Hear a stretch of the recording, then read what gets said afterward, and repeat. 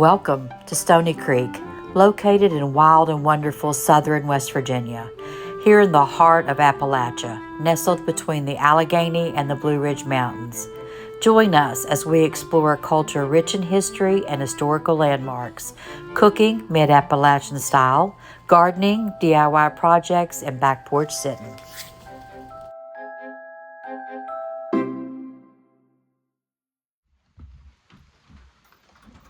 Okay, let's start Mary Jane's War, Chapter 7, real quick. Hopefully it's not too long. No, it's not very long at all. So we'll get Chapter 7 of Mary Jane's War in this evening before I go to work. Chapter 7 is titled The Boys. Mary Jane and Ralph's third son, Wilson G., was born in 1853, and they had their hands full on the farm. In addition to foods of all sorts, it was necessary to find and have a supply of home remedies on hand. Ralph was good at finding roots and herbs. He always had a good supply of dried leaves for tea and horehound for colds and sore throats. They would take turns with their neighbors raising sugar cane, and it became a community event when it became time to make sorghum molasses. The farm was good to them, and they had a happy life. More and more it seemed that politics were the main subject of the day at the Salt. Eventually, everything that was said to the resort ended up on the store porch. Most people didn't take too much interest in it. What they seemed to hear was what the northern states wanted to tell the southern states what to do, and on top of that, they wanted the South to free their slaves. "What difference does it make to us?" one fellow said. "We don't have any slaves, and we certainly don't have any tariffs." "Well, the South is on shaky grounds, for you know that the Lord's not going to put up with these people who are gambling $10,000 a day at the hotel while slaves are making their living."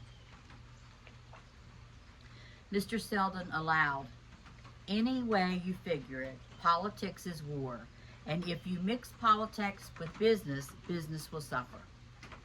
The conversation heated up. "Well, I consider myself a citizen of Virginia above being a citizen of the United States. I know I'm a citizen of Virginia first." Another fellow said, "I'm not so sure about that. Didn't the bigwigs in eastern Virginia vote in favor of the canals over railroads? The canal stops at the James River, which limits access to the market for Monroe and Greenbrier counties. They did it because they don't want competition. They could have had the railroad over here by now. We are supporting a state that's working against us." "Well, for now," a gentleman spoke up, "I know which side my bread is buttered on, so I'm sticking with Virginia." "Little do they know what's ahead," Mr. Selden muttered to himself. For now the guests were happy with their Balian therapy and their quadrilles. Balian neotherapy and their quadrilles. The Salt Sulphur Springs Company didn't wait for Virginia to build roads. It had built its own private toll road, Salt Sulphur Mountain Lake Turnpike, which was 48 miles long, and it extended to the Lynbrook Hotel at the base of Salt Pond Mountain. On Wednesday, January 20th, 1858, weighing 7¼ pounds, a son, Robert Estill, was born to Ralph and Mary Jane. Mother and child were doing well, with plenty of family to help out. Older brothers, Henry, age 12, James Preston, age 8, and Wilson G., age 5, were all disappointed as they wanted a girl. Ralph was taking on more responsibility in managing and working his own farm, as well as managing his father's farm. Fortunately, his boys were big enough to help with the chores.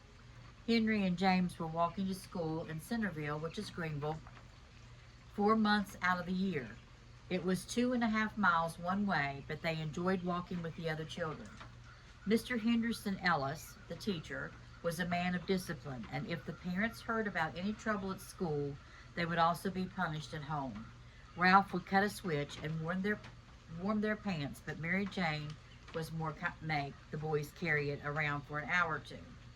Let's back that up. Mary Jane was more kind.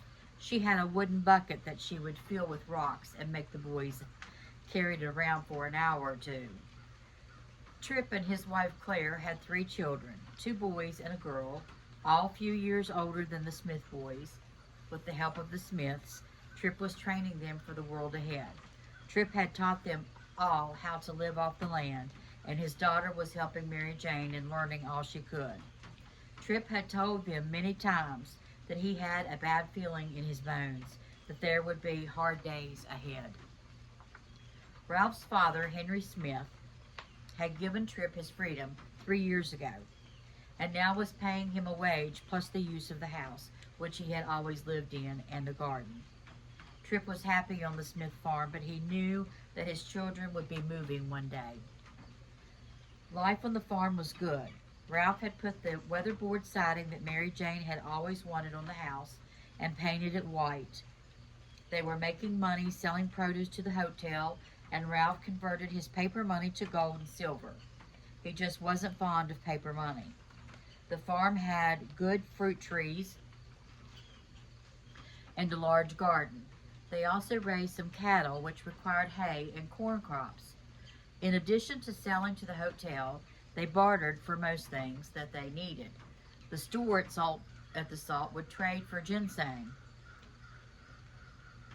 wool, and furs. Ginseng was a very profitable business. As evidence, Mr. Burney near Union made a fortune buying for a Philadelphia company that shipped tons of it to China. Ralph was no longer working on the turnpikes, as the fall became a very busy time of the year on the farm, with making apple butter, molasses, and cutting timber. He did take time to teach the boys to hunt and how to find ginseng.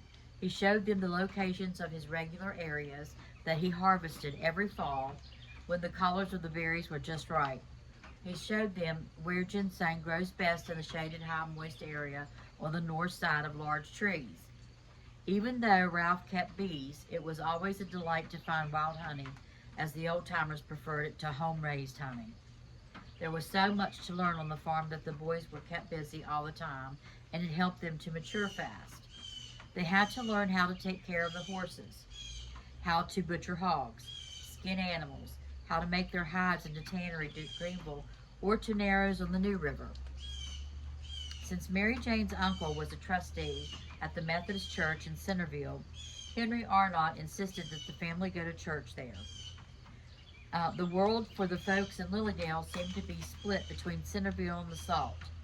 For the most part, Ralph preferred to trade at Centerville, which again is Greenville, because he knew more people there, but he would go to the Salt to pick up his mail and a newspaper. Lately, he didn't like what he was hearing there, as it was too much politics. One thing he did like about the Salt was its influence on the old German cooking that Mary Jane was raised on. Some of the things that the folks from the South Carolina introduced to a local cooking were fricasseed chicken, chili sauce, tomato ketchup, rice pudding, macaroni, omelets, salted fish, scalloped tomatoes, okra, wine sauce, watermelon, peanuts, plus a good helping of table manners. And that's all of chapter 7. So stay tuned.